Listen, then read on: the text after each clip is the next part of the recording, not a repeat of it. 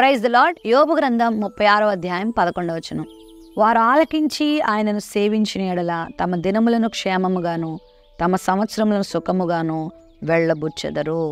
దేవుని ఉపదేశం వినేటువంటి వారు, దేవునికి లోబడేటువంటి వారు, దేవునందు భయభక్తులు కలిగినటువంటి వారి జీవితాల్లో ఎలాంటి ఆశీర్వాదాలు కలుగుతుంటాయో వాక్యం దగ్గరికి వచ్చినప్పుడు మనకు అర్థమవుతూ ఉంటాయి.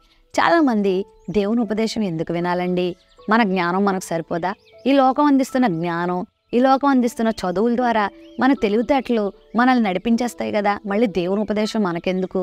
దేవుడు అవసరం అంటారా అని చాలామంది అనుకుంటూ ఉంటారు. బైబిల్ చెప్తుంది, ఎవరైతే దేవుని ఉపదేశానికి లోబడతారో, ఆయన చెప్పినట్లుగా చేయడానికి తమ ఇష్టత చూపిస్తారో, పరిశుద్ధమైన జీవితాలను జీవిస్తే తమ దినములను సంవత్సరములను సుఖముగా వెళ్ళబుస్తారంట. సంవత్సరాలు వెంబడి సంవత్సరాలు మారుతున్నాయి కదా, నెలలు వెంబడి నెలలు మారుతున్నాయి కదా, మరి చాలామంది తమ దినాల్ని సుఖంగా వెళ్ళబుచ్చలేకపోతున్నారు. అమ్మా, నెల మారుతుంది, సంవత్సరాలు మారుతున్నాయి, కానీ మా జీవితం అలాగే ఉందండి, మా బ్రతుకులు అలాగే ఉన్నాయి, మా పాపం అలాగే ఉంది, మా బలహీనత అలాగే ఉంది, మా రోగం అలాగే ఉంది, మా కుటుంబ పరిస్థితులు అలాగే ఉన్నాయని చాలామంది వాపోతూ ఉంటారు. అయితే ఈరోజు ధైర్యంగా ఒక మాట చెప్తున్నాను, ఉపదేశాన్ని వినండి, దేవుని మాటలు వినండి, మీ చెవులు తెరుచుకోండి, దేవుని వాక్యానికి సమయం ఇవ్వండి, దేవుని సన్నిధిలో కూర్చోండి. వాటి ప్రకారం జీవించడానికి మీ జీవితాలను సిద్ధపరచుకుంటే ఖచ్చితంగా ఈ సంవత్సరం మీరు సుఖవంతంగా, క్షేమదాయకంగా, ఆశీర్వాదకరంగా, దీవెనకరంగా ఉంటుంది. దేవుని మాటలు అబద్ధాలు కాదు కదా. తమ దినములు క్షేమముగాను తమ సంవత్సరములు సుఖముగాను వెళ్ళబుచ్చుతారంట.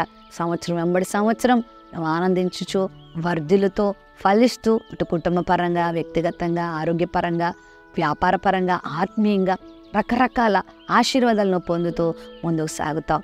గతకాలపు అనుభవాలను బట్టి నువ్వు కృంగిపోవద్దు, గతకాలపు అపజయాలను బట్టి నువ్వు వేసారిపోవద్దు, తలపట్టుకొని బాధపడద్దు. కానీ దేవుని ఉపదేశం వింటానయ్యా, నీకు లోబడతానయ్యా, నువ్వు చెప్పింది చేస్తానయ్యా, నీ మీద ఆధారపడతానయ్యా అని నువ్వు ప్రభు మీద ఆధారపడితే ఖచ్చితంగా ఈ సంవత్సరంలో దేవుని కృపను చూస్తావు, దేవుని కాపుదలను పొందుకుంటావు. ప్రేమ నమ్మకం కలిగిన మా తండ్రి, నీ బిడ్డలు నీ మాటకు లోబడి ఉపదేశమును ఆలకించి జీవితంలో అద్భుతాలు పొందుకోవడానికి సహాయం చేయి. యేసు నామమున అడుగుచున్నాం తండ్రి, ఆమేన్.